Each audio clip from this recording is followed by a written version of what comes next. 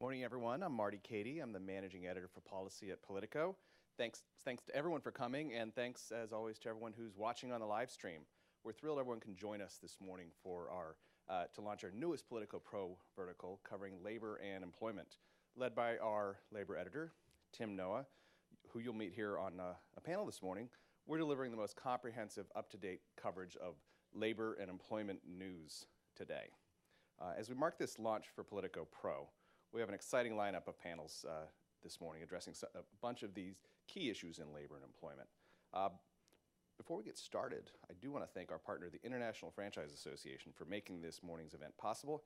Here to say a few words on their behalf is Steve Caldera, the president and CEO of the International Franchise Association. Here you go, Steve. Thank you, Marty, and it's great to be here, and the IFA is truly pleased to help launch Political Pro with you this morning.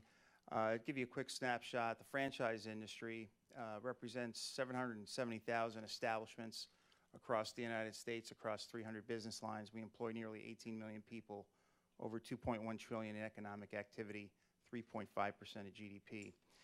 We have been increasingly on the front lines of workforce policy and labor issues the last year to 2 years. Recently, you've probably read in July 29th where the General Counsel, Richard Griffin, of the National Labor Relations Board claimed McDonald's to be a joint employer with its franchisees, so we've been a little busy with that issue. The Wage and Hour Division within the Department of Labor, David Weil has been very active around wage and hour complaints within the franchise industry, other industries increasingly. So I look forward to seeing Secretary Perez, who I've had the distinct pleasure of meeting with earlier this year to talk about some of these issues. But more importantly, I think given the escalation of these issues, not just at the federal level, but at the state level, I tip my hat to Politico, who does such a great job in so many ways across so many verticals, including just covering Washington in general. So Marty, congratulations to you and your colleagues at Politico. We're thrilled and honored to sponsor this with you, and we wish you all the best moving forward, and we're happy to be a part of it. Thank you.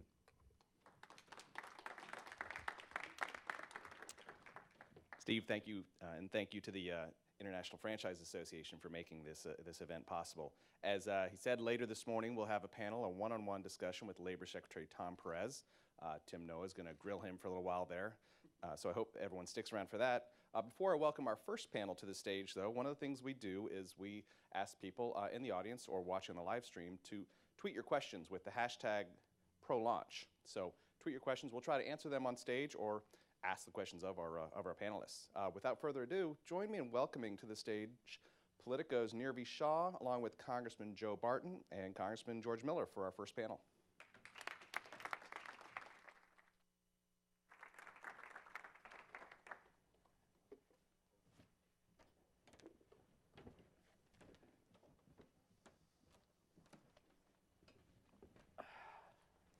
Hello, everyone. I'm Nirvi Shah, Politico Pro's Deputy Managing Editor for Policy. Thank you so much for being here today. A special thanks to Congressman Joe Barton and George Miller for being with us.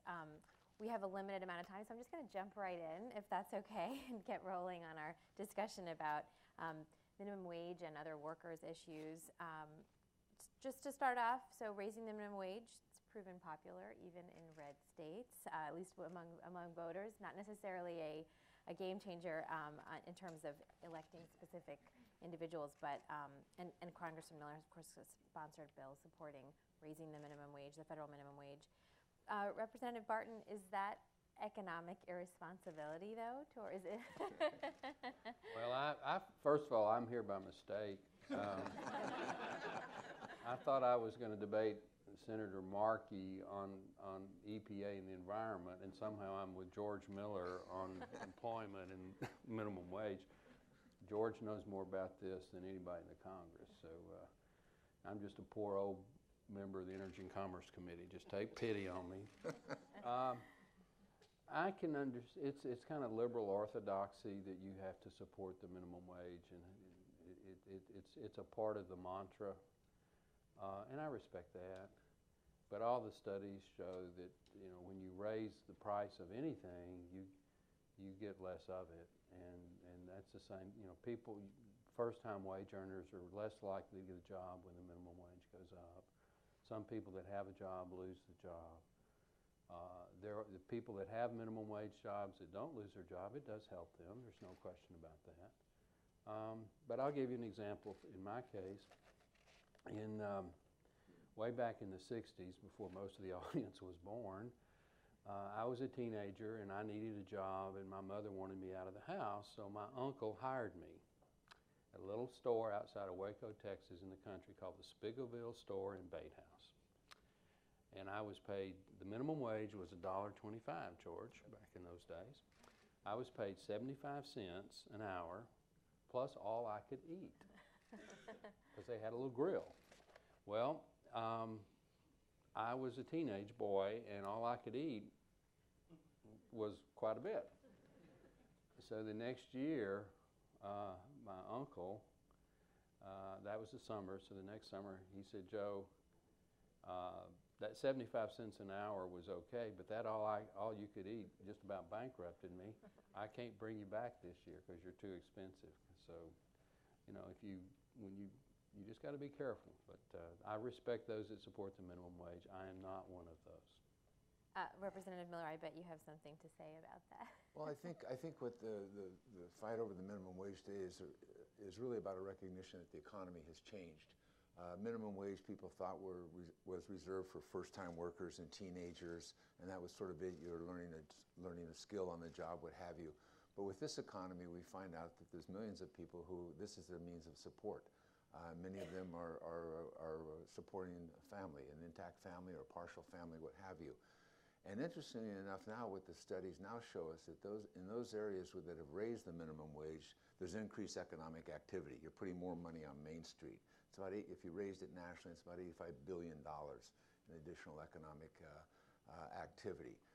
We now see large employers and small employers paying more than the minimum wage. They believe they're now getting workers that will stay with them longer. The Gap, a large national retail chain, said that they believe that they would get all of the cost of the minimum wage would be made up in the reduction of training time, because they would get people who would stay with them longer, better applicants for those jobs.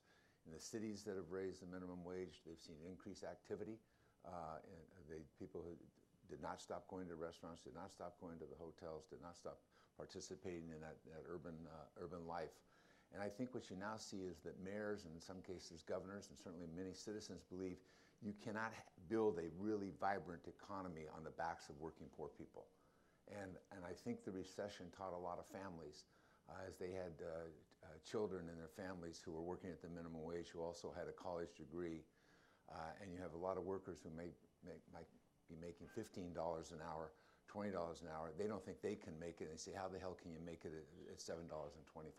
So as you pointed out in this recent election, I think it was in 3 or 4 red states, you saw the minimum wage pass. It passed with a big majority vote in there. There's enough votes in the House of Representatives to pass the minimum wage today. Mm-hmm. We have, Republicans have signed a letter saying that they want a minimum wage. You're going to have to stick around then. You can't quit.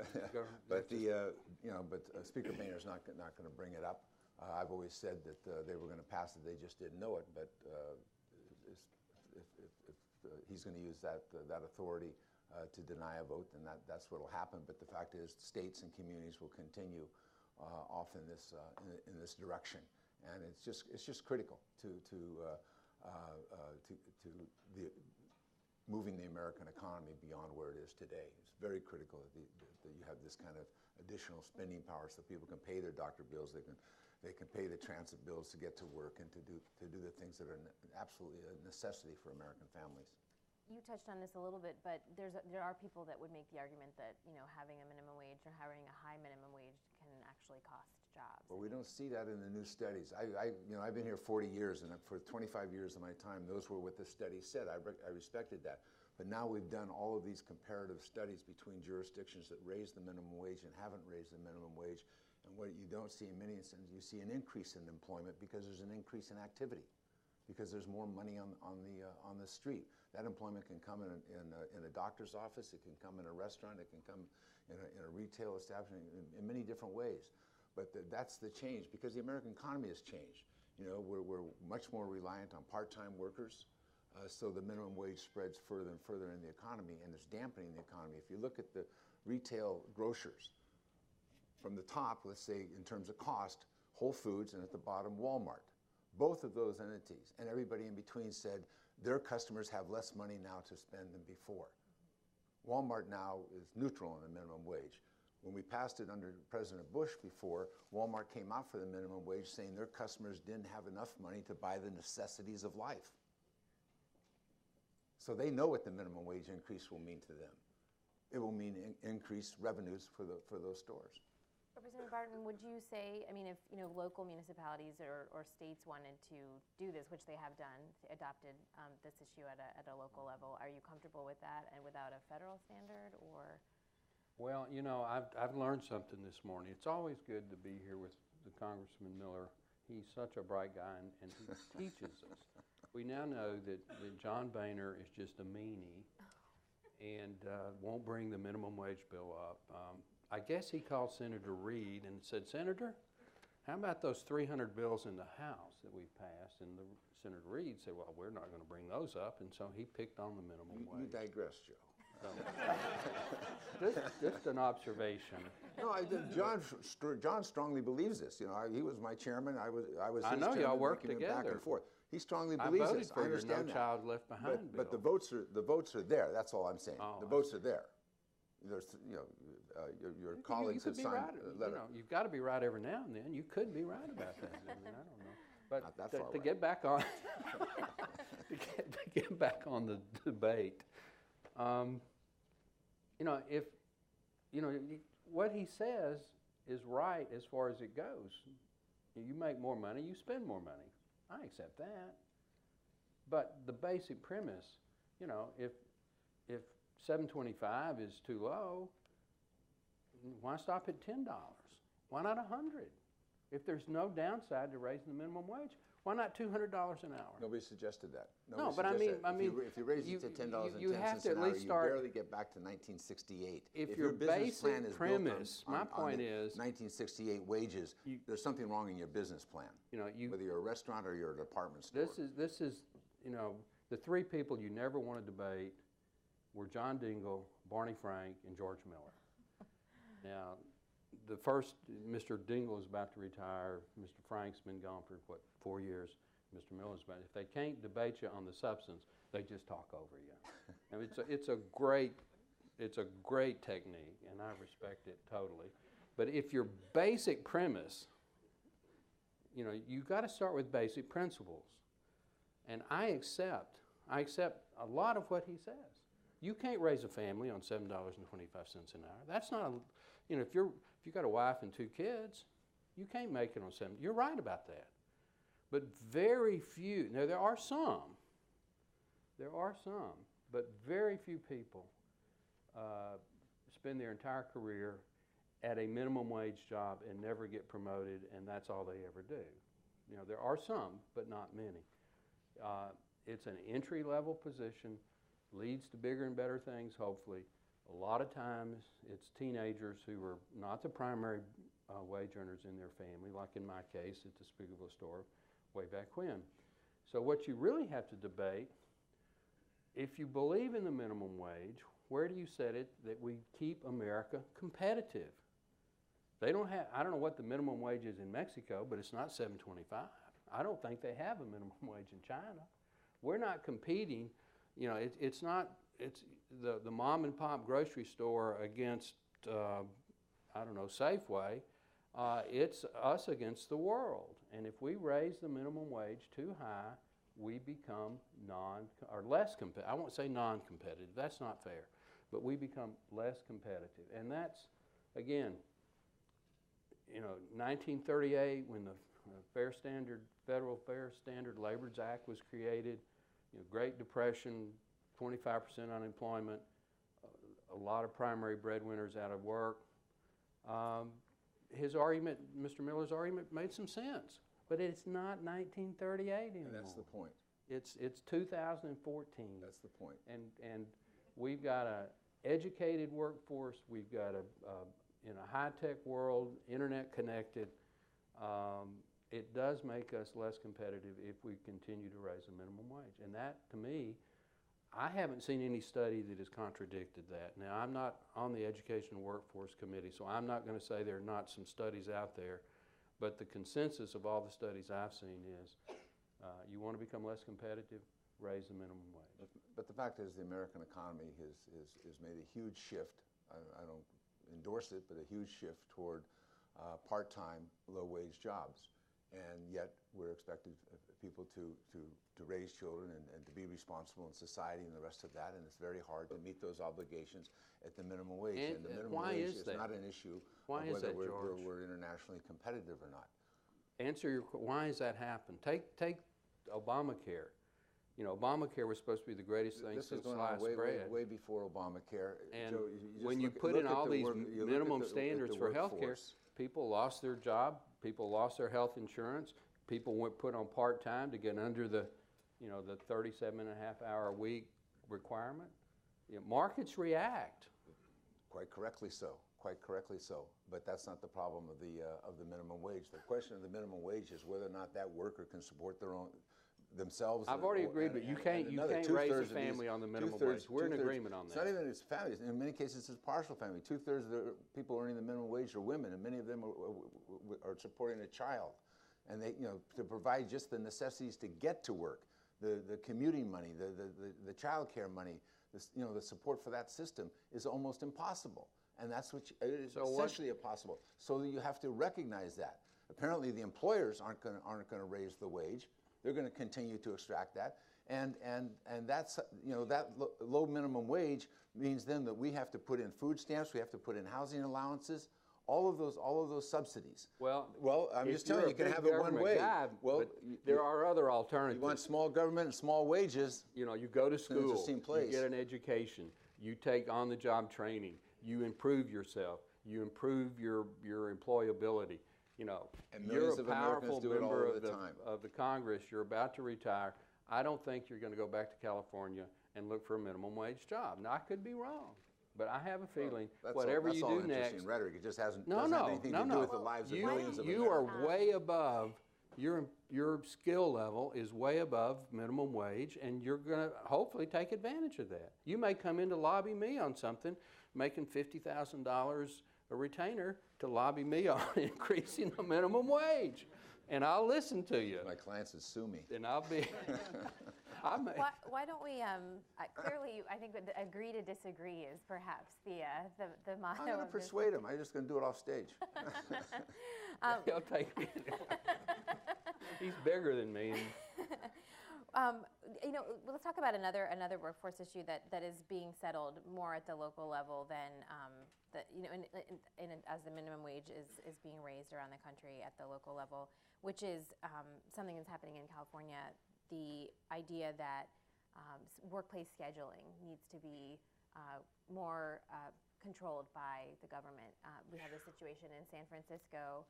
Next week, I believe, is a vote on that issue about whether or not there should be predictable scheduling for people who may be working hourly jobs, including some minimum wage jobs. You know, is there a question of, is City Hall becoming the union rep for workers that are not represented by organized labor, or is this the right thing to do? I know, Representative Miller, you have a bill. Well, I think we have a bill, schedules that work, with the recognition that there are millions of workers that work in workplaces where their schedules are completely arbitrary.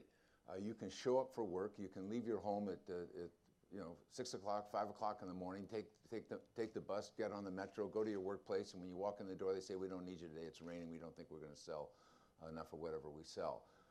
You're out the money to commute, and you go home. Your schedules are posted on an arbitrary fashion, maybe one day's notice, maybe a few hours' notice, maybe you get a phone call and told you have to come in. This is very destructive to families meeting their responsibilities, whether it's their own health care, it's their children, it's their education. And what we're suggesting is that people ought to be able to get schedules 2 weeks in advance. If there's a good reason for changing it, the employer has a right to change it. Nobody's suggesting that.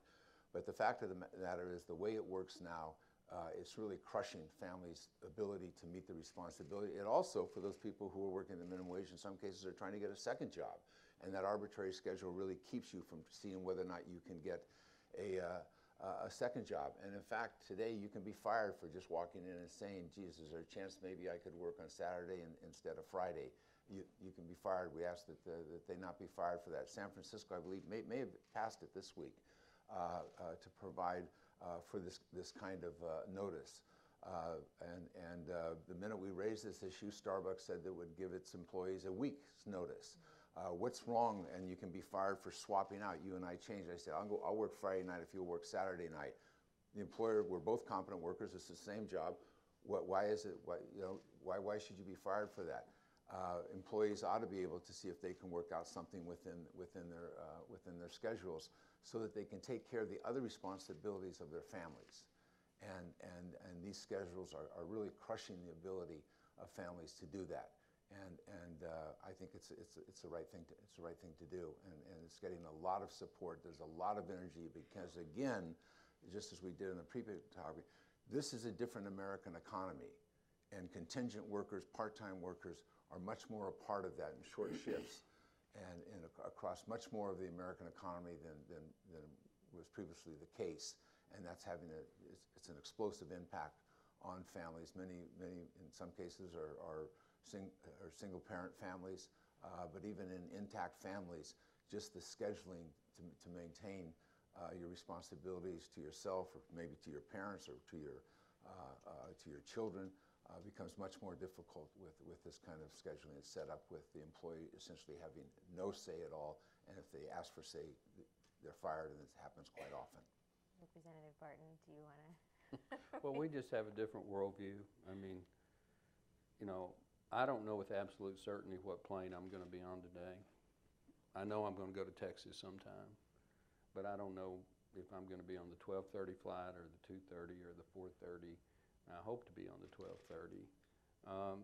Obviously, certainty is better than uncertainty,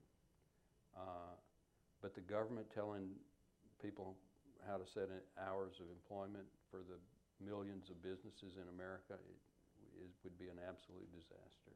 No, we're just saying don't be arbitrary. Most people have jobs that you're expected to be at work Monday through Fridays, either at 8 o'clock in the morning or 7 o'clock in the morning or 9 o'clock in the morning. You normally work 4 hours. You take 30 minutes or an hour for lunch. You come back.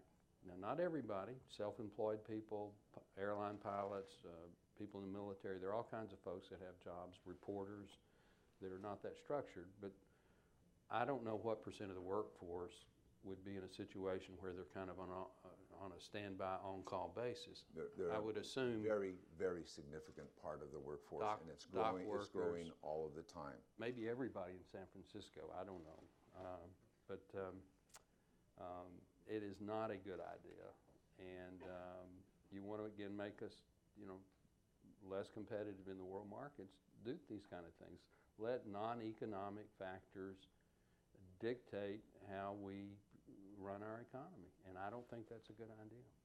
When you say, well, with non-economic factors, what about, the family that is, this is their step to an improved life, how, they are trying to go somewhere beyond what. Well, but my worldview is somewhat different than George's, in that I think that the primary responsibility is the individual and the family, not the government. Now, there are times the government needs to step in and help. When I lost a job, I was on a co-op engineering work program at Texas A&M with LTV, and they lost a big government contract, and they fired me with a half-a-day notice.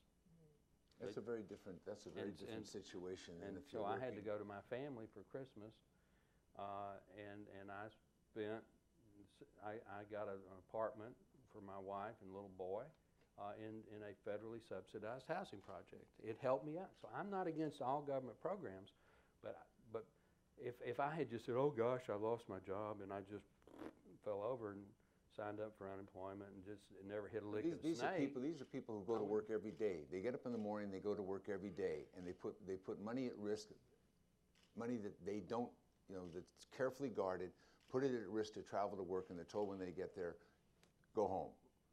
We'll call you when we need you. I'm just saying generically, I think understand it's up generically, to but me this to is- do for this is a myself and my workplace. family, as opposed to the government go out and creating the perfect workplace, the perfect. So you should be fired if you request No. a change in scheduling? Well, that's what happens. I'm not saying That's that. why, that's why the cities maybe- are thinking about protecting those people's rights, because you can be fired. If you swap out a schedule, no harm to the employer, you can be fired. Well, you use the example of Starbucks,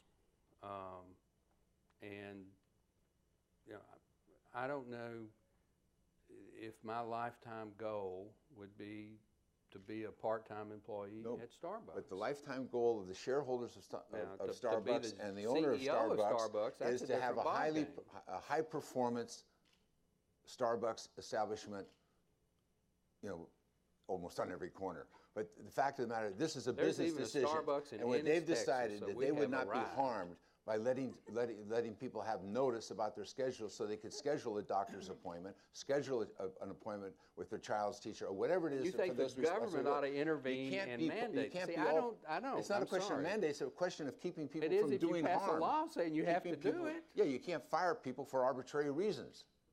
That's been the history of law in this country for a long time in terms of labor protections for workers. Then when you and I get elected, how come we ever get unelected? If you can't fire people for arbitrary reasons. Well, I mean, you know. You know, you compare far- yourself to going out to the airport. Your check comes in on the 1st of the month, whether you get the 9 o'clock flight or the 7 o'clock flight.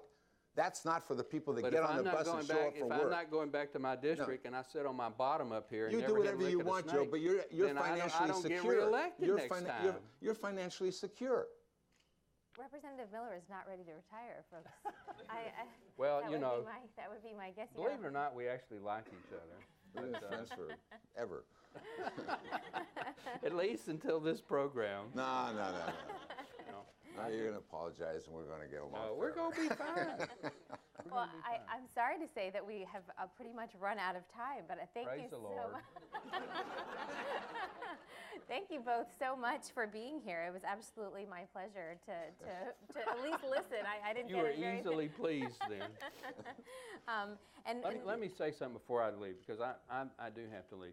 In spite of what I've just done, George Miller is one of my favorite guys on the Democratic side. Likewise. He is truly one of the lions of the Democratic caucus.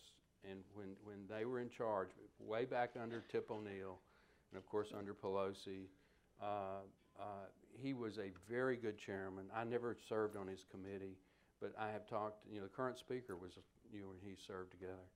And he really, he obviously has passion for what he believes in. And that is a good thing in the Congress, and we will miss you. Well, thank you. When you do retire in about Thank you for your friendship, Joe. We've had a great relationship. thank you both very much. And Thank coming you up, for Politico for bringing us together. Thank you. Enjoying this one? coming up next, Tim Noah, Anna Palmer, and Steve Shepard from the Politico newsroom will be here to talk about the midterm elections and share their insights about their coverage. Thank you. Thank you all.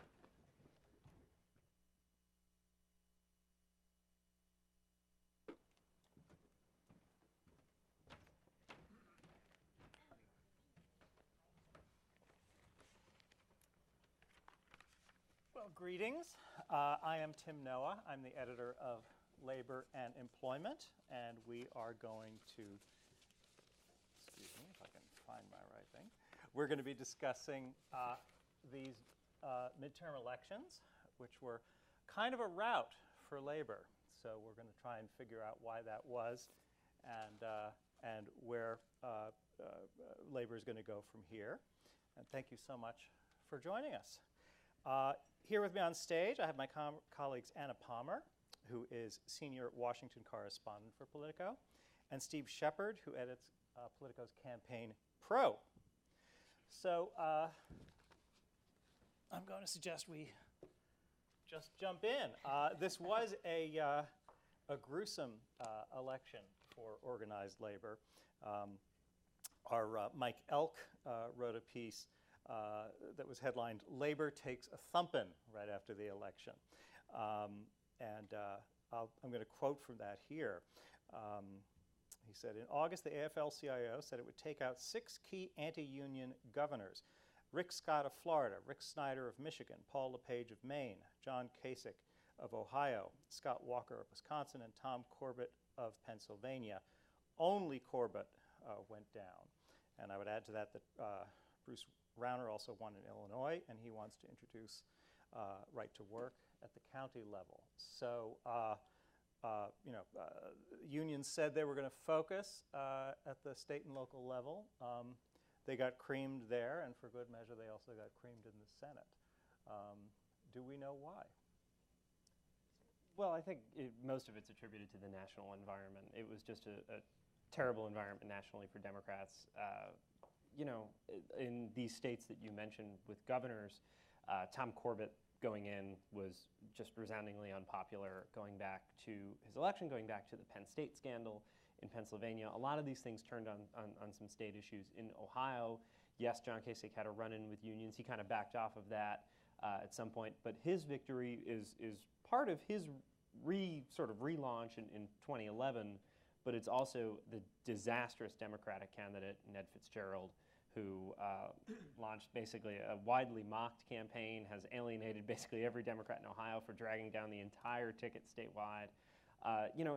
When you look at these things, I don't know you can say that labor is responsible or labor went down as much as Democrats nationally went down.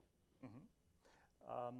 Anna, do you have any thoughts about? Yeah, I mean, I think it was a complete wave, right? I mean, if you look at this, the only person who hasn't said it was a wave was Nancy Pelosi, right? So if you look across every state and the fact that these governors' races, even in Illinois, for example, you had somebody, where you had Pat Quinn kind of trying to take on labor in terms of at a state level, those kinds of things just didn't quite, make anybody go to the polls. I mean, I think if you look at that, but you aren't seeing the AFL-CIO or SEIU trying to say that we're going to change things, right? They're not necessarily looking and saying, all right, we're going to have a reevaluation period at all. I think they're going to double down in 2016 and say, well, if we can get the presidential levels, then we can get the candidates we want into office.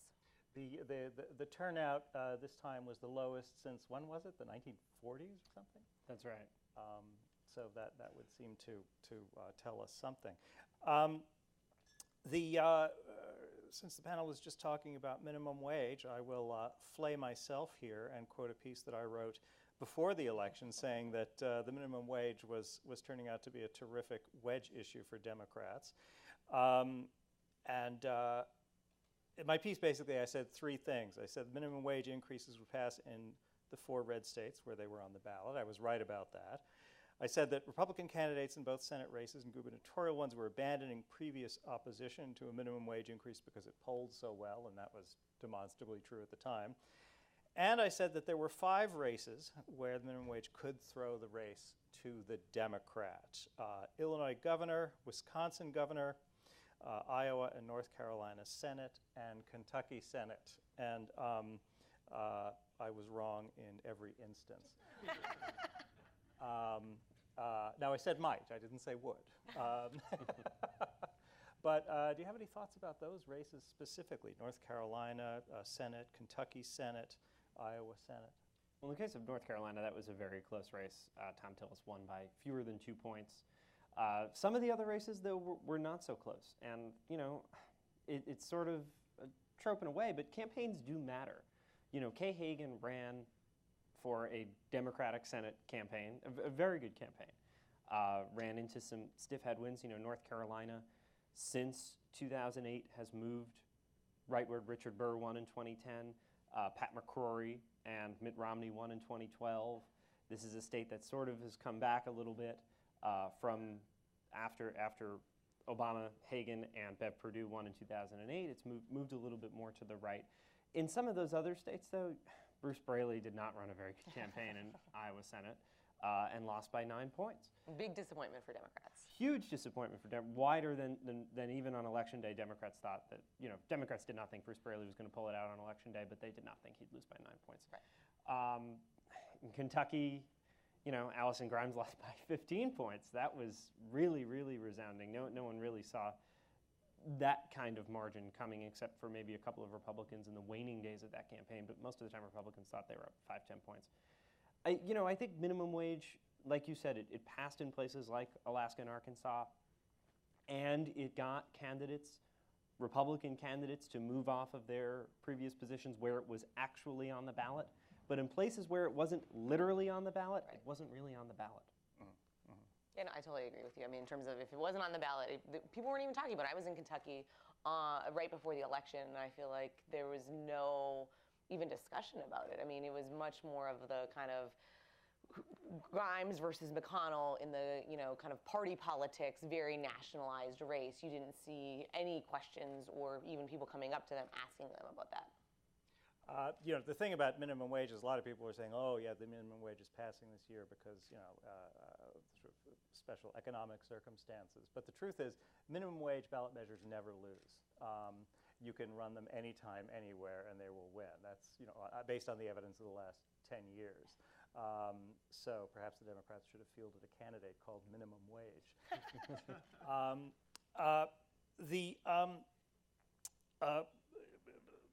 Labor unions mostly stayed out of the Senate races.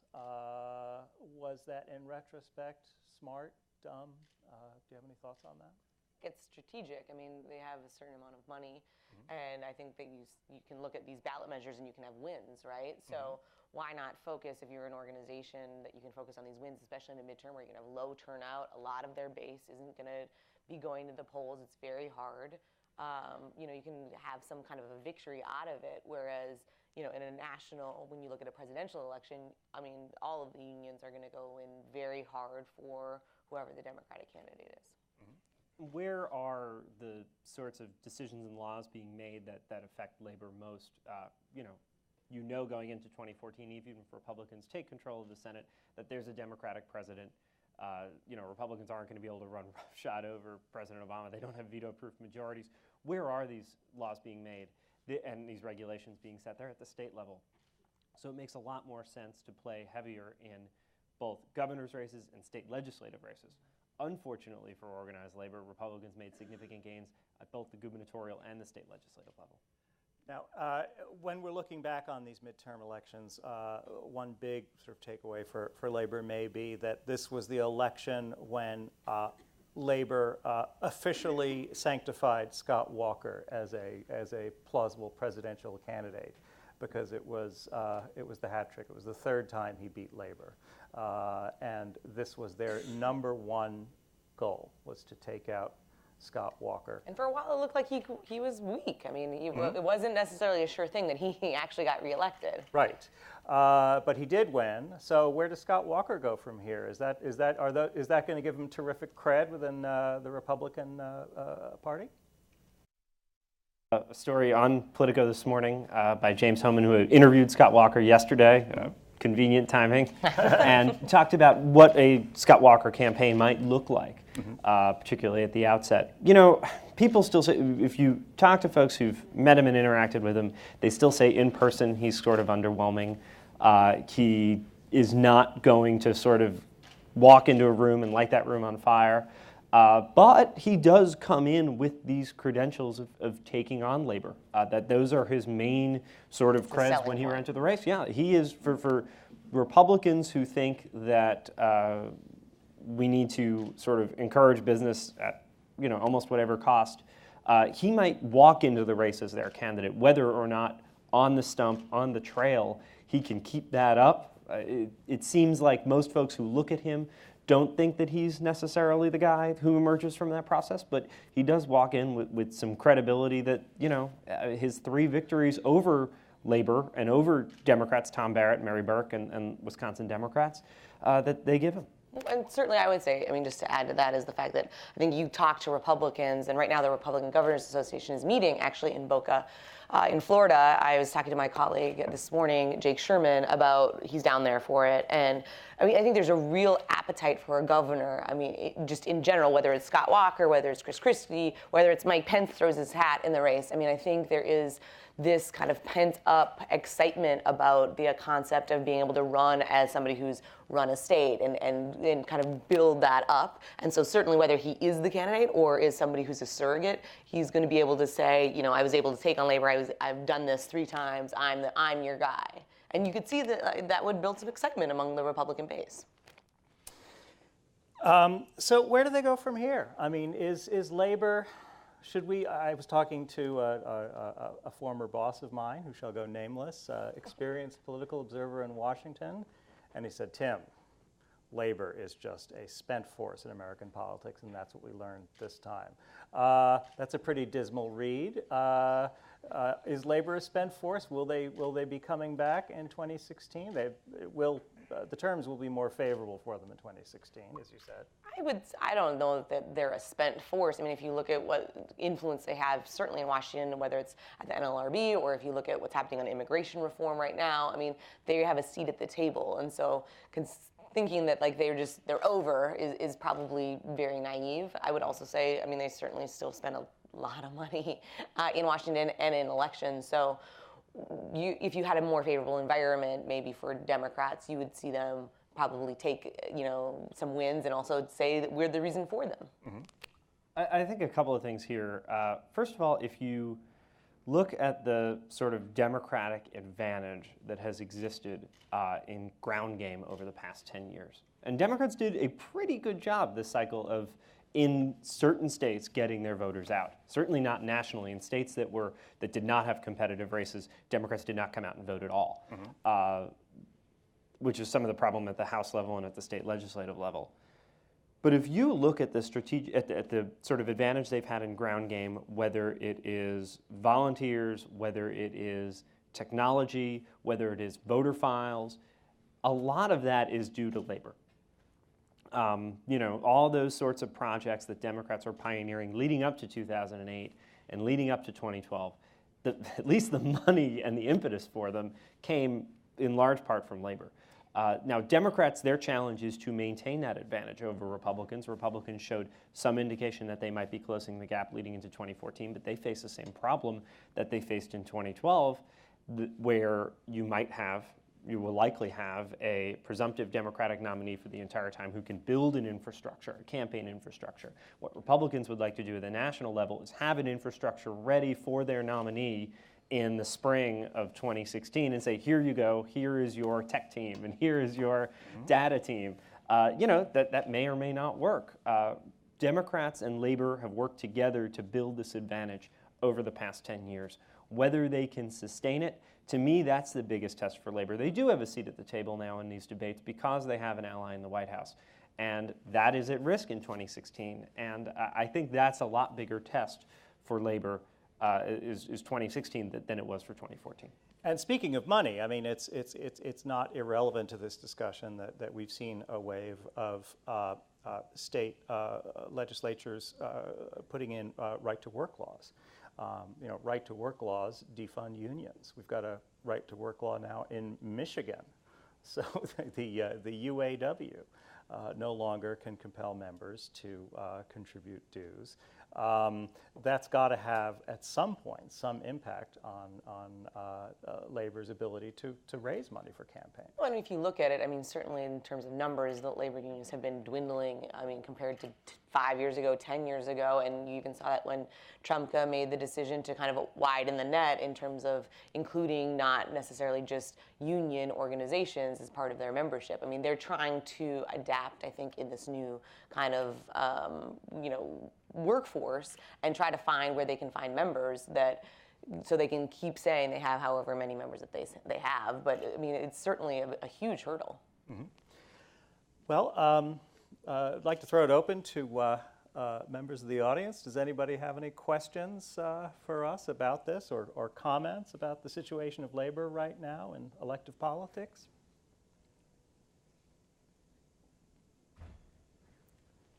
Yes. I'll throw out a question about 2016.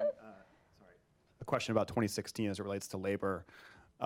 Hillary Clinton or Elizabeth Warren, and how do you see that playing out from the union side? I would say Elizabeth Warren would be a very exciting choice for labor. She certainly gets the left going. But I think Hillary will also. I mean, I think she's a galvanizing force for Democrats in general. I would think that they would get behind her very quickly. Yeah, I do too. And, to the extent that you take Elizabeth Warren at her word, if Hillary Clinton does run, that she wouldn't jump in the race and that she supports Hillary Clinton. I think that sort of nips it in the bud.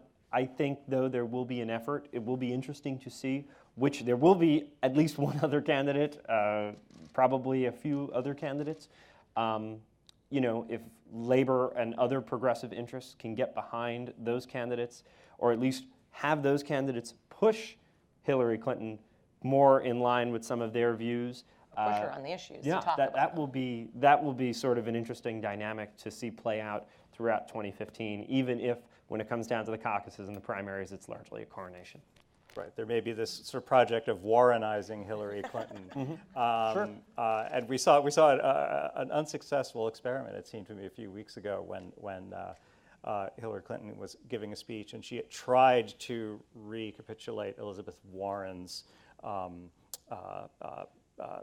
rap about how you know, if you made a lot of money, you got help from, you know, government building roads and so forth. And Hillary did a version of it that sort of she mangled horribly. And we ended up running an item in Morning Shift that said, populism is not Hillary's native tongue.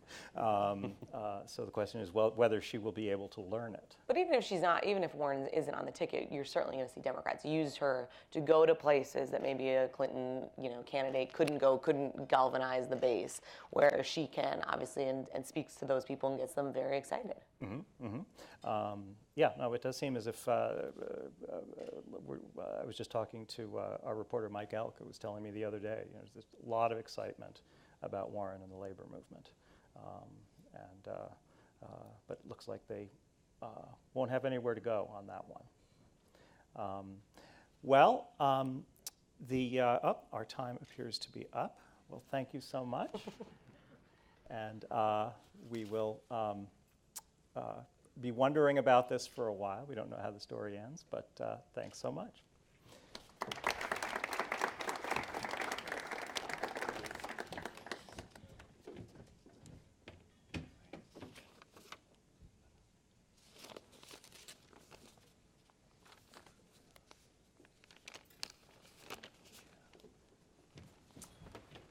Thanks so much for being here. Now, welcome to the stage, Congressman Phil Rowe and Congresswoman Rosa DeLauro. Representative Rowe represents the 1st Congressional District of Tennessee. His role as chair of the Subcommittee on Health, Employment, Labor, and Pensions allows him to address and influence the issues that are important to his district's students, teachers, veterans, and workers. He's been an active voice on taxes, government spending, energy, transportation, and protecting our values. Representative Rosa DeLauro, to his left, represents Connecticut's 3rd District, which stretches from Long Island Sound and New Haven to the Naugatuck Valley and Waterbury, a city close to my heart because I wouldn't be here if the city of Waterbury didn't exist. My parents met there. She serves in the Democratic leadership as co-chair of the Steering and Policy Committee, and she is the ranking member on the Labor, Health, Human Services, and Education Appropriations Subcommittee, where she helps oversee our country's investments in education, health, and employment. She formerly served as chairwoman of the Agricultural Appropriations Subcommittee, which was responsible for funding the Agriculture Department and the Food and Drug Administration. And we are here to talk about the whole question of whether the economy is sufficiently rewarding work. You have both said in different contexts that in the economy today, work is not rewarded sufficiently. Nobody would say that this is a golden era for the American worker, hasn't been for some time through both Democratic and Republican administrations. What can we do about that? And I'll ask Congressman Rowe to start. Well, thanks for the question. I agree with that. The American worker hadn't been rewarded, I think, as much as they should have been. My dad was a factory worker, lost his job to a foreign country in 1973, 74 when I was stationed overseas in the Army. So I've seen this personally in my own family, outsourcing of jobs. And I want to give a little bit of a shout out to my state today in Tennessee. We've done something that no other state in the union has done, is that we realized in our state that it was extremely important to educate our people. And we also recognize that either going to a school, a college, was becoming less and less affordable in this country. I was able to go to college and medical school and graduate in 7 years with no debt. That's unheard of today. So we have a new program in Tennessee called the Tennessee Promise. And what it says is if you graduate from high school, you can go to a community college completely free in our state. Or you can go to a technical school, when we have 26 of them in the state, so you can learn to be a CNA, or you can train as an electrician, plumber, welder, whatever, at no cost. We're making an investment right now in our future. And I think other states are going to look at our model, and we funded this through our lottery program where we put over $300 million in an irrevocable trust so that future politicians can't get their hands on it. And we use the proceeds to fund this, and that's how we do it. And I think it's going to help us and future generations. I think it's a great model for the country. And what we did, I want to give just a shout out. We have Scott Neiswanger is one of our local business people, and he set up a foundation, and basically he put this together for counties to show where high-paying jobs, and a high-paying job is defined as one that pays 20% more than the average income in that county. And it shows you how many jobs are going to be available so young people can look at this and say, okay, I can look at this and I can find out what I have an interest in that's a high-paying job, so I can stay at home. I don't have to leave the county I grew up in and lived in if I don't want to, or I can move to a subsequent county to get work. And so this is a really good piece of work, I think, for young people that are trying to decide what they want to do with their lives. Congressman DeLauro, I'd like to address the same question. What can we do about the situation of the American First of all, worker? thank you very, very much. And I'm very excited that Politico is going to take on labor and employment. I think that the most serious issues that we face today, I am delighted to be with my colleague. And in the city of New Haven, we have a New Haven Promise, which is similar. So I applaud the work that Tennessee is doing in terms of the issue of education, because that is and the affordability of education today, because that is a critical part of how we need to proceed. But I think what Politico's done is hit the central issue with this question, and that is today, people are working, they're in jobs, do not pay them enough money to make their way to pay their bills. We have wages that have been stagnant, and folks are on the edge. And that's working men and women across the board. So what do we do about that? And for me, there are 3 or 4 areas that I think we should try to focus our attention on.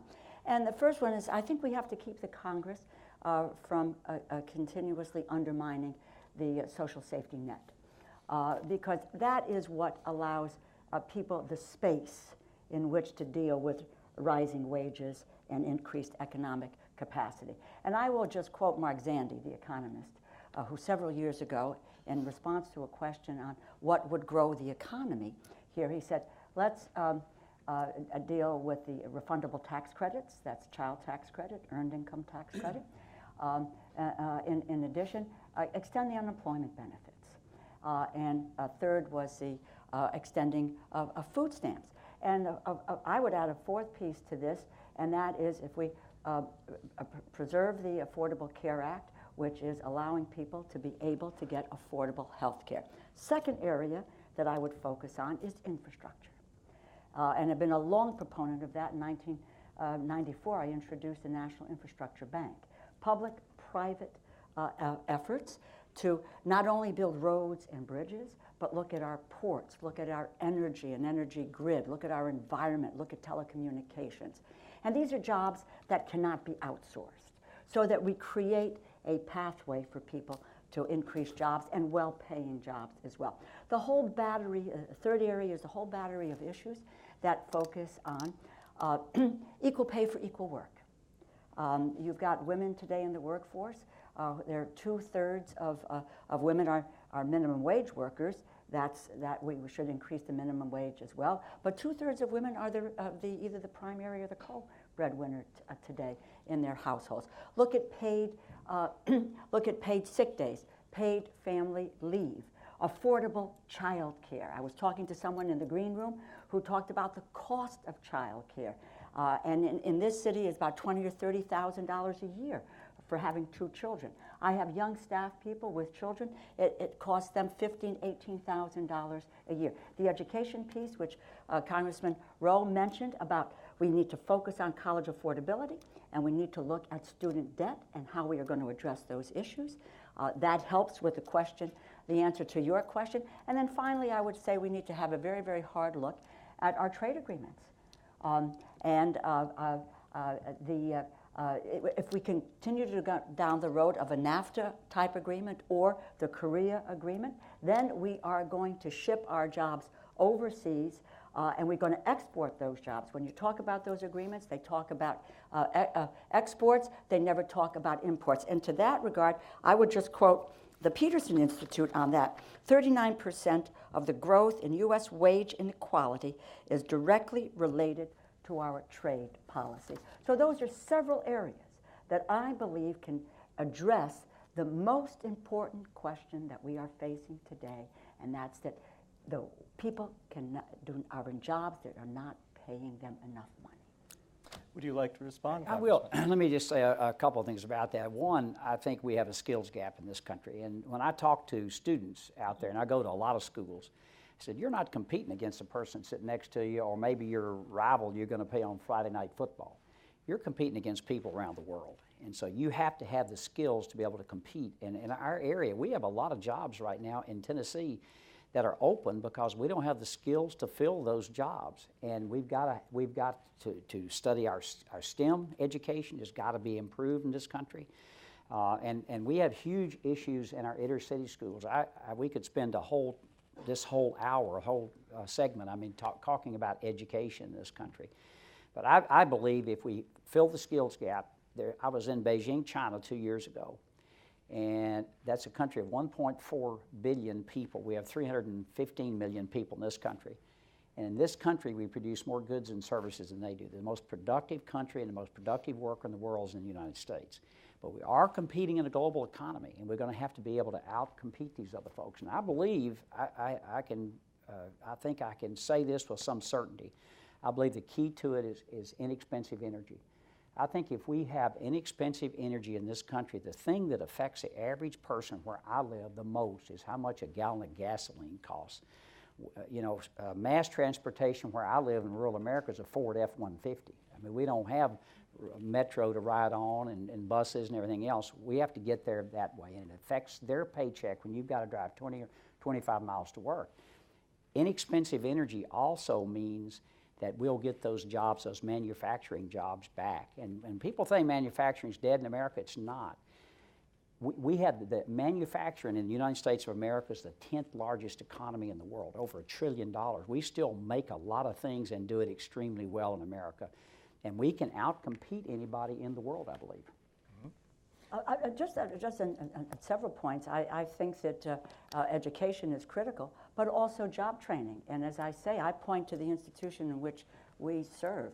We have to stop cutting the opportunity for job training in this country, but train for the jobs that are of the future. In my state of Connecticut, it is manufacturing. And what has happened with regard to our trade agreements, today? And those manufacturing jobs are going overseas. And when when one of those folks gets rehired, they are rehired at much less than what they were making before, so that their quality of life, their standard of living has been reduced. Their ability to get their kid to school, their ability to continue to pay that mortgage, and they are working. There was a recent study in the state of Connecticut, and I'll just say this briefly, done by the United Way.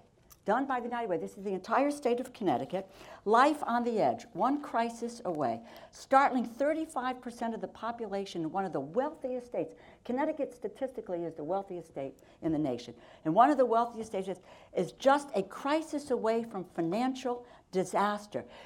The poverty rate in that 35% is 10%. The rest of the folks are working hard every single day, and they are not able to make it. And they are struggling every day. And that's, it's education, but it is wages, it is the manufacturing jobs, and not ceding them to go overseas or allowing corporations to take our jobs overseas and incentivizing that through our tax code. I would prefer to incentivize them to keep their jobs here. That is a way in which we can do that. By the way, in terms of gas prices are coming down. I agree, it's serious, but gas prices are coming down in the United States at the moment. Well, let me tell you how you can make child care cheaper here. Move to Tennessee. We can do it a lot cheaper than $28,000 a year. Well, but it's almost like a mortgage. You mentioned No, I child agree. care. It is almost like a mortgage, and it has to be quality. It has to be affordable. If we want to have people go to work with having the peace of mind that their child is in a good environment, well taken care of, not at risk, and that they can do their job and that they can be productive on their job. And people identify themselves by their work in this nation. That's what we do. So that people who say that if you extend unemployment benefits, that someone is not going to look for work. That is so wrong, because we all identify ourselves by our jobs. It's the way we are role models to our family, to our kids, etc. And so that what we need to do is to create that space so that people can work, be productive, and get paid a decent wage for a decent day's work. When these discussions take place, there's usually a point at which somebody, and I guess that somebody can be me in this instance, will say, let's look back on what life used to be like for the middle class in this country, the post-war years, which were very prosperous ones for the middle class. What has changed since then? You mentioned globalization and trade, but there are significant portions of the domestic economy that are immune to globalization. There are certain things that have to be done right here. And yet we don't observe workers in those particular industries doing noticeably better than the workers in the globalized industries. Now, why is that? I think we need to. Me personally, I have lived the American dream. Mm-hmm. I grew up on a small rural farm in Middle Tennessee without indoor plumbing or running water, and I used a public school system. I never attended a private school anywhere. All in public education. Was able to go through. We didn't have a kindergarten when I went to school. I was able to get a great public education, go to a great public medical school, University of Tennessee, and create a lot of jobs based on that education that I got. We grew a medical group from 4 doctors and 12 employees to 100 primary care providers and 450 employees. That's the American dream, and that's what I want young people to understand. You too can do that, and people can. Look at how you define what a good, how you live now. Everybody has a color TV. I didn't have that growing up. I didn't even have a telephone. We had an 8-party line, and then we got a 4-party line when we finally got a phone. Then you knew who was listening in when you got the 2-party line, when somebody was listening to your conversation. But think about what we define as middle class now. That was totally different than when I grew up as a kid. The house I grew up in was 1,500 square feet. People now look at that as a very small home. And I think it's how we define things and how we view the lenses we view from. I'm amazed at this country. I've been able to travel around the world, served in Korea 40 years ago in the Army. I'm absolutely amazed at what we have when you compare that to where everybody else lives now. Again, I think the bar has just been raised up here a good bit. I look at the social safety net we have now. It didn't exist when I grew up. It didn't exist during the 30s when my mother lived through a depression with 10 kids on a sharecropper's farm. So it's totally changed how we live in this country. And we are the most prosperous country in the world. And I think we need to look at what's going right in the country, not what's going wrong all the time. Well, I would just say, and with all due respect, and I take a look at what's happening to middle class, to working families, and quite frankly, Phil, I would just say to you, if you talk to parents today, my mom was a factory worker. She worked in the old sweatshops in New Haven, Connecticut. She was a garment worker. My dad, an insurance agent. So I lived that American dream every single day. Immigrant family could only dare dream their daughter would serve in the United States House of Representatives. If you go to parents today, to families today, they do not believe that their children are going to have a better life than they did, which was always what our folks talked about. We have seen over the last decades that what has happened is that while during prosperous times where, yes, all boats rose and with increased productivity, wages rose for folks, what we have seen over the last several decades, that is not the case. The people at the very top, the 10%, have seen their incomes increase. And it is even, I read an article the other day where it is that, you know, within that 10%, it's the top 1% that is really over the top in terms of what they're making. You take a look at CEO pay and what's happening vis-a-vis the workers, so that while everyone is in the workforce today, mothers, fathers, grandfathers, grandmothers, everyone is working. They're being very productive, but they are not being paid. Their wages are not increasing today. And that is one of the significant problems. It's caused by several things. One of them that I mentioned is we have now shifted, and I believe our trade agreements have played a very, very big role in this reduction in wages. And again, to quote Peterson, 39% of the growth in income inequality comes from our trade policy.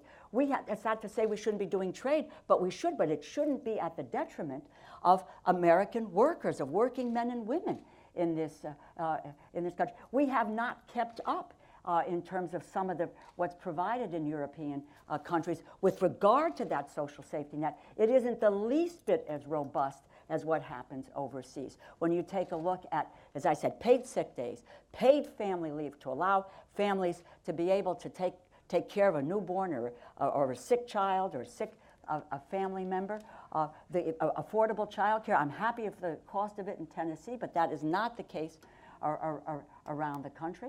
And so that we have not provided the kinds of a safety net that allows people to be able to continue on, given the changing of the workforce today. You can't stay where we were years ago. There isn't someone at home and someone at work. Women are in the workforce in increasing numbers, overwhelmingly. And quite frankly, in terms of stagnant wages, women are particularly at risk for a whole variety of reasons, which I won't go into. But there have been significant changes with regard to the workplace and people being able to raise their standard of living. It has been lowered, except for those at the very top. And we have looked at trade policies and other kind of policies that do not allow for people to have the same kinds of advantages that they had in the past. And quite frankly, I would say that a weaker labor movement as well has allowed for some of this to happen. The labor movement has grown weaker over the last number of years, where they were fighting for collective bargaining, increased wages, a better workplace, etc. That has decreased. I think that's caused a problem for us today. No one comes in shock that we might disagree on that. We have, alas, run out of time. That's the problem when you raise a big question like this. You can't really cover it in 20 minutes, but we've raised some interesting points. So thank you very much, Congressman Revell. Thank you very much. Thank you, Congressman Thanks, DeLauro. Thank you so much.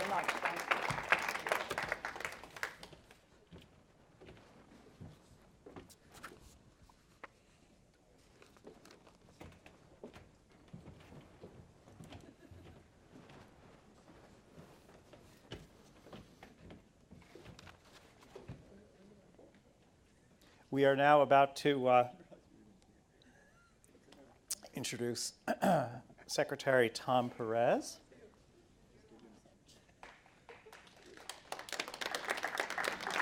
Oh. Tim, how are you? Thanks so much. Great to see you. Great to be here. Secretary Perez needs no introduction, but I will supply one nonetheless. Secretary Thomas E. Perez is the nation's 26th Secretary of Labor. His priorities for the department include ensuring a fair day's pay for a fair day's work, connecting ready-to-work Americans with ready-to-be-filled jobs, promoting gender equality in the workplace, ensuring that people with disabilities and veterans have equal access to employment opportunity, and insisting on a safe and level playing field for all American workers. Prior to being the Secretary of Labor, Secretary Perez was appointed Assistant Attorney General for the Civil Rights Division of the United States Department of Justice. Thank you so much for joining us. Great to be here, Tim. I want to start just with a very broad question, which is, we seem to be talking a lot about labor issues over the past year or two in a way that we weren't before. The Obama administration is talking about it more. This seems to be a moment for discussion of workplace issues. What has brought that about?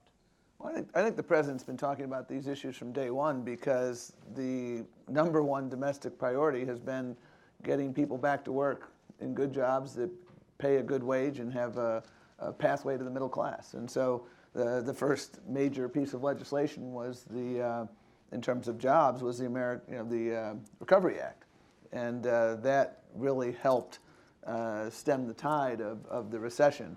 I've had an unmitigated, it's been a pleasure in this job and a privilege to be in this job because we're seeing economic growth. The economy is moving in the right direction. We've had 56 months consecutive of private sector job growth to the tune of over 10.5 million jobs. At the same time, we all know that there's some unfinished business. And to me, the major piece of unfinished business is to ensure that the rising tide lifts all boats. Because we're on pace this year to have private sector job growth that is about equaling what we were in the late 90s. The difference between now and then is in the late 90s when we saw that significant growth and low unemployment, the rising tide lifted more boats. And what we have now is we're not lifting enough boats. And so that's why we talk a lot about what can we do on the wage front? What can we do to pick up the pace of progress for the long-term unemployed? And so the president, from day one, with the Recovery Act to now, where we're talking about the minimum wage, we're talking about overtime regulations, we're talking about how do we upskill America so that the jobs of the 21st century, which are good middle-class jobs that are out there, that people are able and ready to go into those jobs. Let me just ask you about one of those. You mentioned overtime. I don't know if you saw, we ran a piece by Nick Hanauer a couple of days ago calling for changes to overtime regulation. And in fact, there is a rule that will be coming out from the Department of Labor. Can you talk a little bit about how overtime has evolved over the years? It used to be quite a few more Americans qualified for it than do today, right? Well, when I was a kid, growing up in Buffalo, and my neighbor was a manager, that meant that he or she, my neighbor's parents, mother and dad were a manager, that meant he or she was in the middle class.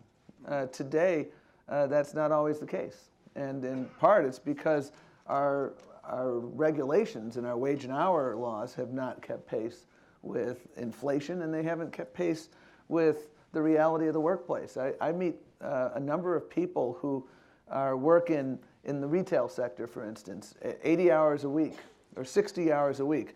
They are on salary. They're making $25,000. In some cases, they're making even less than that. And you do the math, and we've had some cases where the manager, who is a salaried employee, so exempt from overtime, is making less than the person that he or she is supervising. And that isn't right.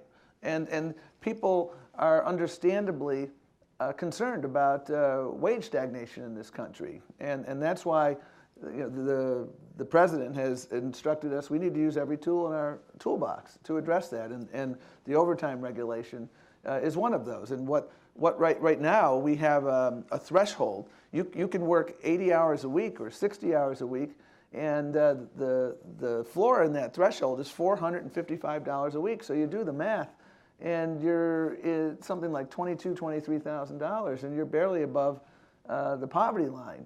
And that's not right for someone who's working especially 60, 70 hours a week. And these are presumably the most valuable employees. These are employees with the keys to the store. And that's why the president directed us to take this on, because it's not fair. The American people deserve a raise, and in particular, these very valuable managers really deserve a raise. And that's what we're going to do next year.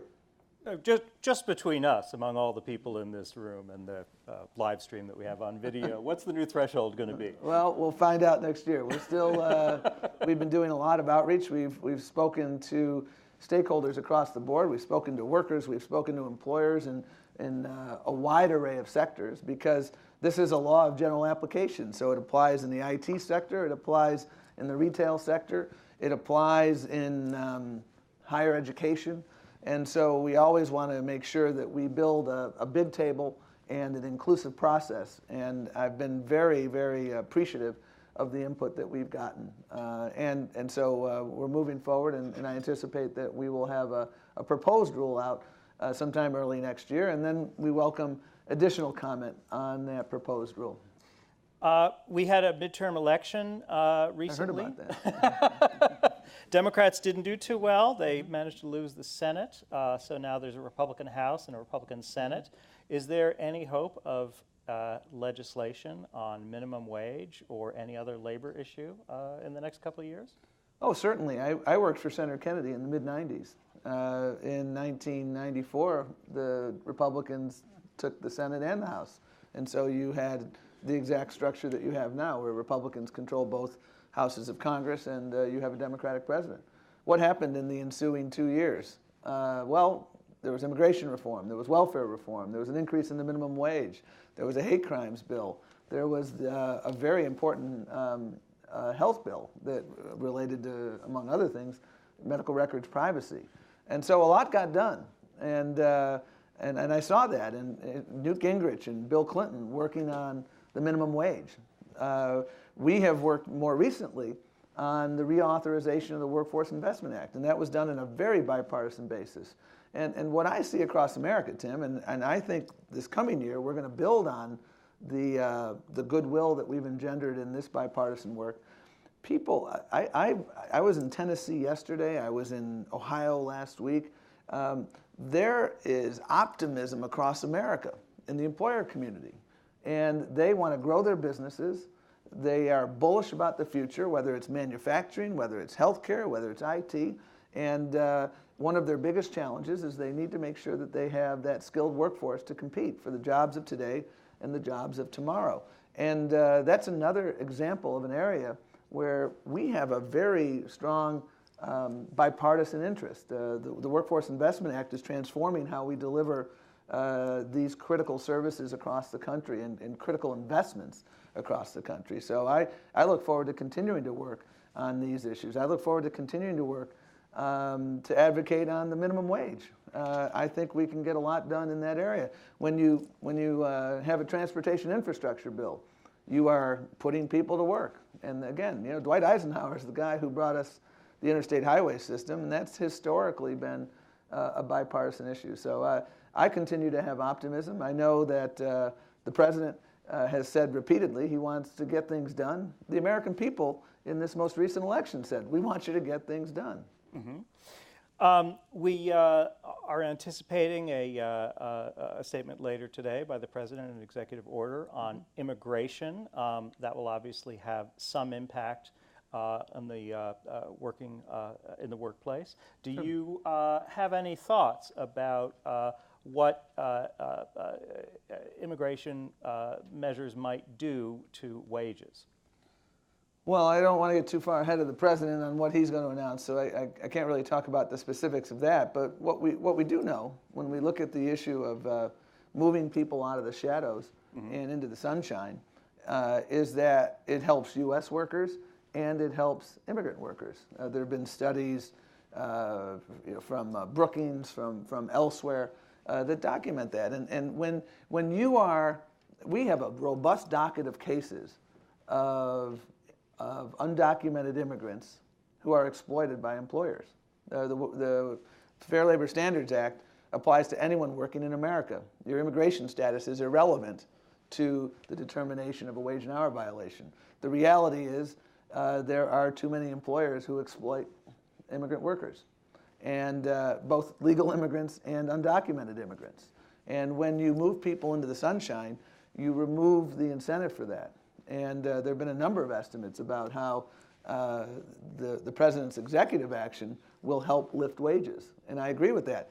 what would help lift wages even more is comprehensive immigration reform, and there is no substitute for that comprehensive reform. And that's why we're going to continue to advocate for a bill along the lines of what the Senate passed over 500 days ago that still hasn't been acted on by the House. Let's talk about enforcement a bit. There's enforcement activity under President Obama has stepped up quite a bit, it seems, and particularly on back pay. And there's been a targeting as well on misclassification of workers. Can you talk a little bit about what labor is doing in those areas and what it means for the economy? Well, I'm a firm believer that it's important to have a good cop on the street and enforcing the laws and doing so in a fair and even-handed way. And it's important for workers, and it's important for employers who play by the rules.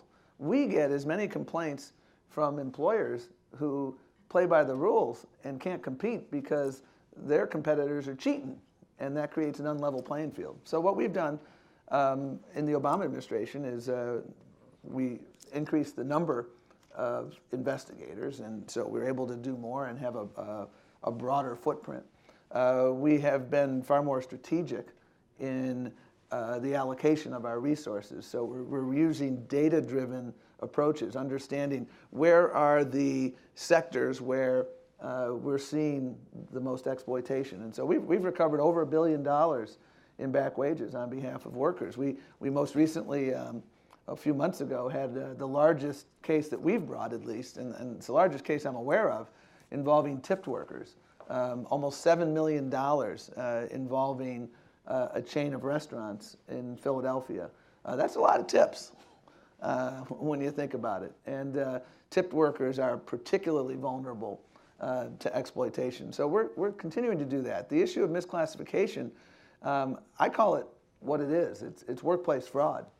There's a lot of employers who are trying to cut corners, regrettably, by classifying an employee who acts like an employee, quacks like an employee because he or she is an employee, and they're calling that person an independent contractor. They pay them lower wages, so the worker suffers. They pay no workers' comp, no unemployment insurance, none of that, and so Uncle Sam suffers, and they create an unlevel playing field. So that other employer who's playing by the rules can't compete. And I hear time and time again from responsible employers saying, we need you out there on the street because there are too many employers who are cutting corners. So I'm proud of the work that we're doing, both in the wage and hour context and in the workplace safety context. We, 30 years in the making, we finally got a rule out on coal dust. And one of the, I'd say 10 most memorable days I've had on this job was going out with our wonderful Assistant Secretary for Mine Safety, Joe Main, out to West Virginia when we announced it. And my major memory of that room was the sound that you could hear from the 100 or so people in the audience who all had an oxygen machine, who were coal miners, who are having trouble breathing, and they need the oxygen day in and day out. And one person said to me, I want to make sure, I'm struggling now, and I don't know how long I have on this planet, but I want to make sure that other folks working in the coal mines don't have to go through what I'm going through. And we came up with a sensible regulation that's going to protect workers without undermining the business. And in fact, the new protocols that were put in place, we just recently had the first set of testing under those new protocols. And contrary to the contentions of some who oppose the regulation, I think it was 98% of the employers were actually in compliance with the new higher standard. They were able to do it, and they're able to do it in an effective manner.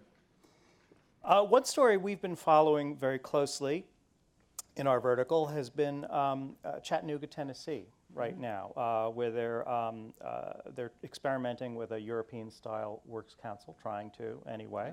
The UAW is that possibly opens the door for the UAW to again, collective bargaining rights. There's also a non-union player there called ACE. Very interesting, sort of unfamiliar territory. Do you have any thoughts about what's going on down there? I do, and I spent roughly 3 weeks ago. I was in Germany and the UK, looking at their apprenticeship models, because apprenticeship is another example of an area where there's a lot of bipartisan agreement that we should lift up apprenticeship and create additional pathways to the middle class. And I spent the day at Volkswagen. Volkswagen is one of the 10 largest companies in the world. They have a global footprint in their manufacturing. One of the aspects of their corporate culture that is a key to their success is what they call co-determination. Workers have voice. Workers have a seat at the table. And they do that through their works councils. And the works council model, they have a manufacturing footprint in something like 20 countries, give or take a couple. And there are only 3 countries in which they have not employed the works council model. Only 3 countries where they have that manufacturing footprint: China, Russia, and the United States. I don't want to be in that company. I'm a big believer in the notion of worker voice. I was in Tennessee yesterday, actually, in Nashville, and I met with a group of employers who inspired me. I was at a place called Letter Logic with Sherry, who's the owner. She started out of her basement. Now it's a $30 million a year business. She's got about 60 employees, and I'd go up to their employees when she wasn't looking and say, "How do you like your job?" Or "What do you like best?" And they'd say, "It's like family here. You know, I have a voice in my work." You know, the Market Basket, a grocery chain in New England, there was a remarkable set of employee actions because people felt like family, and that was another example. And so I think worker voice is critical, and I think what's happening and what Volkswagen has done in their business model is incorporate worker voice, and I think that's really important. And I strongly support that. And I think there are multiple ways to ensure worker voice in America. I grew up in Buffalo, New York, a union town, and unions gave workers voice. And you know, the average, the median income for someone who's employed a union person is something like $200 a week more than a similarly situated non-union worker. So, you know, if you ask me what I would want to do, I'd rather work at the Ford plant in Louisville, which is a union plant and pays more, and workers have more voice than, frankly, the Nissan plant in Mississippi, you know, where workers make less, they have less benefits, and less security.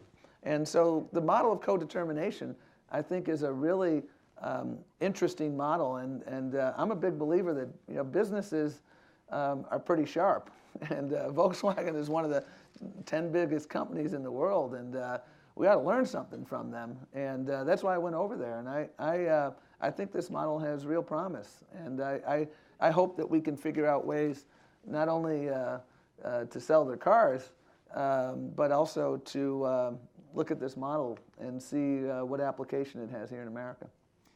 Well, I have lots more questions, but I don't want to dominate, so I'd love to throw this open to the audience. I know folks out here have lots of questions for the Secretary. Steve Caldera, Mr. Secretary. Nice to see you again, International Franchise Association. The franchise industry, are creating 221,000 jobs this year. We're going to open up approximately 13,000 new establishments, $38 billion in new economic output. We provide incredible business ownership opportunities for minorities and veterans. We're honored by the White House and the First Ladies Joining Forces initiative. And so for the past 5 years, we've been outpacing growth of the overall U.S. economy, and you and I have discussed this before. So would you agree that the franchise industry is an important spoke in the wheel in terms of the continued U.S. economic recovery? I think franchises play an important role in America.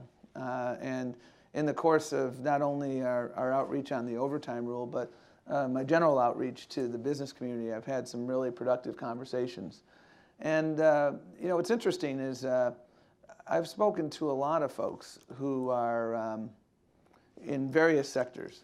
And the thing that I've learned, Steve, is that in every single sector, I can give you examples of business owners who have been able to do well by their shareholders, do well by their workers, and do well by their consumers. That, to me, is the essence of what shared prosperity means in the 21st century.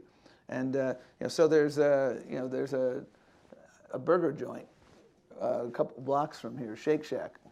I don't recommend that you go too often because the first lady might get on you. I've spent time with Randy, who's the owner there, and he's expanding significantly. He's got a great business model. I think he's up to 50 stores now across the country. And I talked to his workers, and he has been able to retain his workers because he pays a very good wage. And his first-line managers are making in the low 40s. They're not making $22,000. And that doesn't include incentives. He gives them incentives at the end of the month. When I was in Tennessee yesterday, I met 2 different restaurateurs who were part of this meeting I had with business owners. And one of them said, this is why I'm always inspired by my meetings with business owners. One of them said, I cannot, aside from the fact that paying well has meant that I've retained my employees, I am not comfortable, and this is almost a verbatim quote, going to bed at night in my nice house with the knowledge that an employee is having to survive on food stamps and housing assistance because I haven't paid that person a decent wage. And so what I heard yesterday from the business leaders that I met with, including folks who own multiple entities, was that there's a very strong business case for paying good wages because it's retention. It's the Henry Ford story. 100 years ago, he doubles the wages of people on the assembly line because he had attrition over 300%. And especially for small businesses, the cost of training a new person is significant. And so that's why whether it's Gina Schaefer, who owns the Ace Hardware store that's literally about a half a mile from here, all of her workers are making well above the minimum wage, whether it's the big box model in Costco, whether it's Randy and Shake Shack and others that I've met in the restaurant industry. I have optimism because I see all these business owners out there who recognize that it's a false choice to suggest that you either take care of your shareholders or you take care of your workers. You can take care of your shareholders, you can take care of your workers, and you can take care of your customers. That is the lesson of the Market Basket story in New England, where there was a sale of the company, or a proposed sale of the company, and the new owner wanted to completely change their business model, wanted to jack up prices, and you know who got up and objected first? It was managers who said, this is inconsistent with our bottom line, and it's inconsistent with our value, and you will lose business if you take this short-sighted approach. And it's a remarkable story, Market Basket, and it's not only happening at Market Basket. I am constantly inspired in this job by the interactions I have with business owners. And I'll give you one more story. The Gap took it upon themselves to raise the wage of their employees to $10.10. And you look at their applications are up 24% as a result of that. The millennials, they vote with their feet. They like to put their values in action. They want to be at places where they think that not only is the product they're buying good, but the people who are selling them that product are being treated fairly. I talk to millennials all the time who say, I'm gonna be an educated consumer. And there's a lot of businesses who have figured that out and have built business models around that. So I appreciate your question, Steve, and I look forward to continuing to work with franchisors, with large business owners, with small business owners.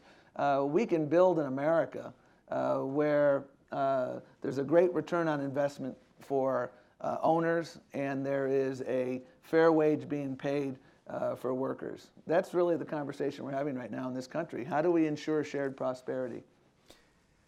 Next question. Good morning. Morning. Good morning, Mr. Secretary. Thank you for your time. Good to see you. Todd Cranford with the Certified Financial Planner Board.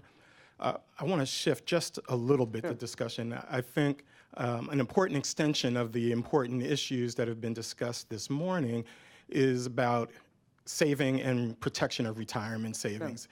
Because as we try to improve current conditions for workers, we also want them to be able to retire at some point. And I know that the department is considering a reproposal of the fiduciary standard, and wanted to ask you to speak for a few minutes about what efforts you have been undertaking personally and where that effort stands now. Well, as recently as about 5 or 6 days ago, I had another meeting with a number of industry stakeholders, because again, my philosophy when you're trying to do something in any space is that you've got to bring in all the stakeholders, understand their business models, explain and try and get an understanding of what the problem is and try to come up with a solution. And in this space, and the question that you're referring to is the space of retirement.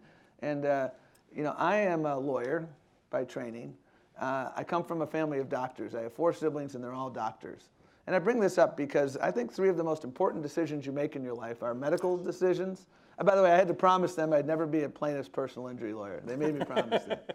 I think 3 of the most important decisions people make in life are medical decisions, legal decisions, and financial decisions. When you go to a doctor, there is an assurance that that doctor has a legal duty to put your best interests first. When you go to a lawyer, there's the attorney-client relationship, and I am legally bound when I'm advising my client to do the same, to make sure that I'm looking out for what are in his or her best interests. In the financial setting, we have a challenge because the financial planner that my wife and I use is a certified financial planner who has a fiduciary relationship. And we have a real comfort level with that. And we shopped hard. And we know that the decisions he's making, he has to put our best interests first. He also is making a good living. And we want him to do that because I want more people to save. And the challenge is that there are a lot of people who don't have that same obligation. If you have, you know, there are some folks who are in this space who have an obligation to make sure that what they're selling you is suitable. Well, you know, if I had cancer, I wouldn't want to go to the doctor and have him or her tell me, well, this treatment is suitable. I'd want him or her to tell me, what's the best treatment for me? And we have, regrettably, too many situations where you know, people work a lifetime to build a nest egg. They go to someone who has a heck of a lot more knowledge and experience than they do. That's why they go to that person.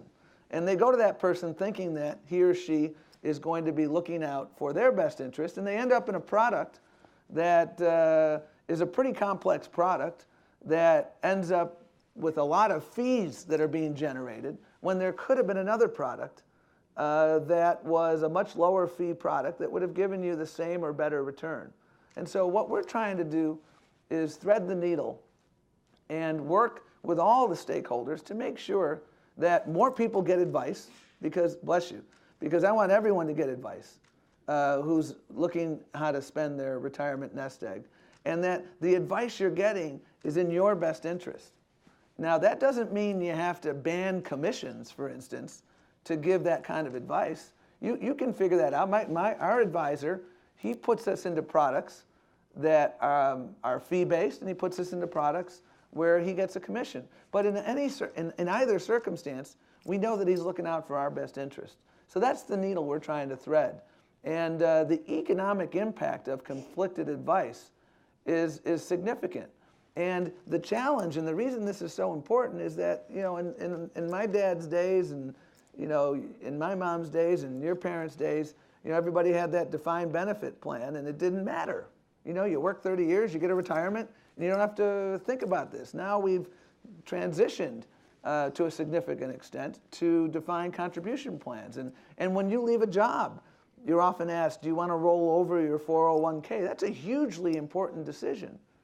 And we want to make sure that you make informed judgments. And I think all of us, and by that I mean consumers and financial planners, everybody has a shared interest in making sure that folks make informed judgments. And so that's what we're working on. That's the challenge.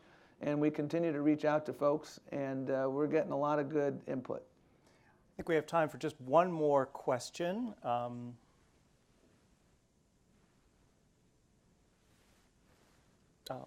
Sure. Hi, Kristen Fernandez with the National Restaurant Association. I just want to go back to what you were saying before, being that you're talking to restaurant owners. You know, we are the nation's second largest private sector employer. We have we're an industry of 90% small businesses, whether you fly under the banner of a big chain, it could be a franchisee that owns 1 or 2 stores. So, you know, just to go back to what you were saying, wouldn't it be better for business owners to decide what works for their model, their business model, rather than put an artificial cap on wages? You know, I worked in the restaurant industry for years before I came to Washington, D.C., and, you know, the restaurant industry really is like a family. You know, I mean, employers want to do right by their employees, so wouldn't it be better to let them figure out what's best, what could work for their business model, rather than setting these artificial mandates? Well, first of all, thank you for coming to this, and I very much enjoyed meetings I've had with the National Restaurant Association. I think that's about 6 weeks into my tenure when we first met. You know, the Fair Labor Standards Act was passed, I think, 76 years ago or so, and that's where the minimum wage was established. And it was premised on the following value proposition, which is that if you work in this country, you should be paid a wage floor that enables you not to live in poverty. That was the premise of the Fair Labor Standards Act. And over the ensuing decades, the minimum wage was raised in an effort to keep up with inflation. And it was raised in a bipartisan manner. Every president, except 2 since FDR, have raised the minimum wage. Most, you know, George W. Bush did it, his father did it, and many other presidents and leaders beforehand. And the reality today is that the minimum wage is worth 20% less than it was 30 years ago. And I know very few people that I could say, hey, do you want to, here, I'm going to offer you a job, but you got to take a 20% pay cut from what you were making when Ronald Reagan was president. And so that's the value proposition. And I also hear from my friends who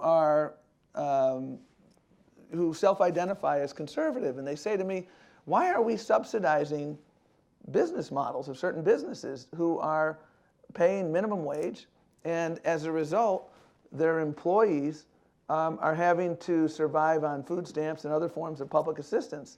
That doesn't seem right to me. And in fact, when you look at the studies, if you were to go to 10-10, you would end up taking roughly 3.5 million people, you would end up lifting them out of eligibility for food stamps. And that's just food stamps. And you would end up saving something like $4.6 billion a year in food stamp expenditures. And so I hear from my friends on the conservative side of the aisle, why are we subsidizing these business models?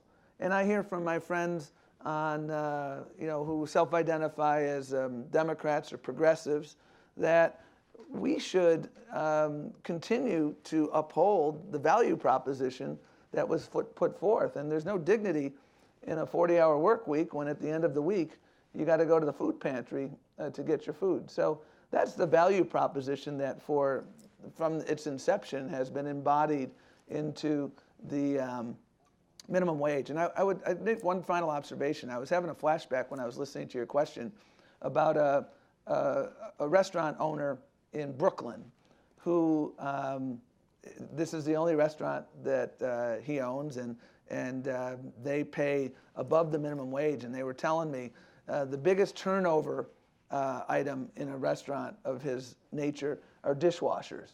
And he's retained his dishwashers, and he was very proud of it. He's retained them for 18 months. And he did it because he'd been paying well above the minimum wage. And it really meant a lot to him, and it really helped the efficiency of his organization. And so I've always been struck by the diversity of folks who have said to me, and again, one of the guys who was there yesterday when I was in Nashville owns one restaurant. It's open from, I think, 10 a.m. to 2 p.m., and there's a line out the door. Best burgers in Nashville, I'm told. And again, same thing. He has under 10 employees, and as a result of paying above the minimum wage, he's got a family at home and he has a family at work, and it has worked for him. Well, I want to thank Secretary Perez for coming, and thank you all for coming to our event. I think we've had some pretty interesting discussions. Thank you. Thank you. Thanks. Thanks so much. Take care.